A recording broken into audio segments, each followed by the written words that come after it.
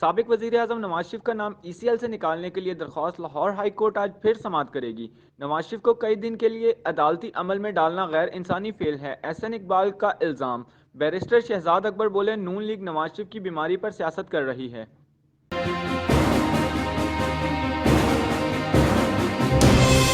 नवाज शरीफ की अल Aziziyah case में सज़ा मुअत्तली की अपील 25 नवंबर को समाअत के लिए मुकर्रर। नवाज शरीफ की सज़ा बढ़ाने के लिए नैब अपील भी इसी रोज़ सुनाई जाएगी।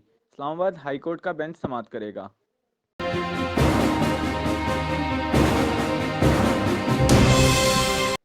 मंशियात बरामदगी केस में गिरफ्तार राना सनाउल्लाह का जुडिशल रिमांड 30 नवंबर तक तौसीर। राना सनाउल्लाह की पेशी पर सिक्योरिटी के सख्त इंतजाम।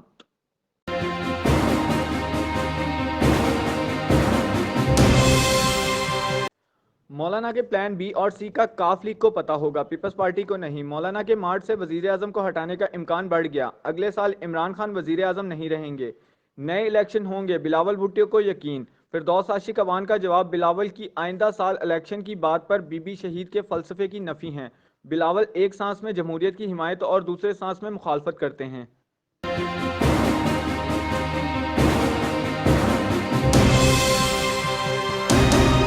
बच्चों के अगवा और ज्यादती में मुलविस तीसरा मुलजिम एजाज सादकाबाद से गिरफ्तार। पुलिस के मुताबिक डार्क वेबसाइट की वीडियो समेत अहम शवाहिद मिल गए हैं।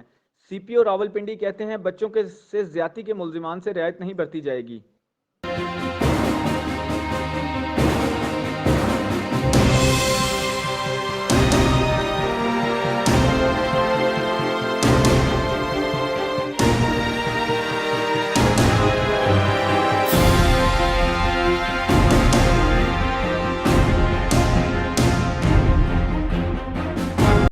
और बलाई इलाकों में बर्फबारी और बारिश देर बाला। अफगान सरहद के करीब 30 इंच तक बर्फबारी पड़ चुकी है। लॉरी टॉप बटग्राम जियारत में भी बर्फबारी। मर्दान, शेराकोट, सवात, मालाकंड, लकी मरवत, गंडा खान में तेज रफ्तार के साथ बारिश।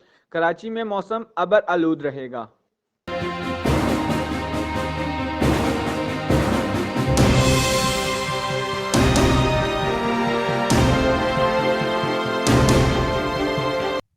मज़ीद खबरों और अपडेट्स के लिए हमारे साथ जुड़े रहिएगा।